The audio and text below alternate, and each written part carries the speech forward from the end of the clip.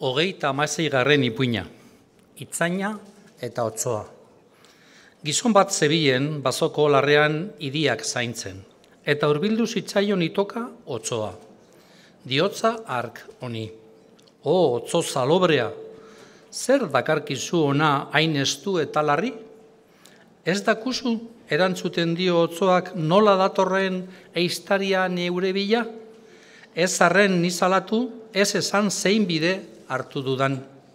Zoaz beldur gabe, diotza itzainak ez diot txist bat aterako eta erakutsiko diot okerreko bidea. Handik, laster heldu zen eiztaria eta galdetu zion itzainari, nora zen otsoa, zein bide hartu zuen. Hau zegoen urtzoan zazipe batean eskutaturik eta ikaraz.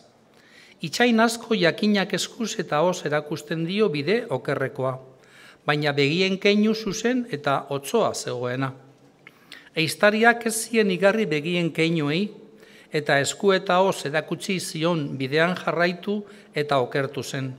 Irten zuen zazipetik otsoak, eta diotza honi itzainak. Eskerandiak eman behar dizkidazu gorde zaitu dalako, hitzekoa izan naiz.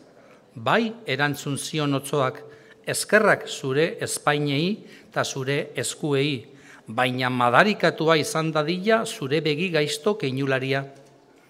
Ipuin ederra, hitz labain parkatu eta zamurrekin bihotz doilor eta zolesturaz betea dutenentzat, eta ezagutaraztako zenbat kalte egin dezaketen.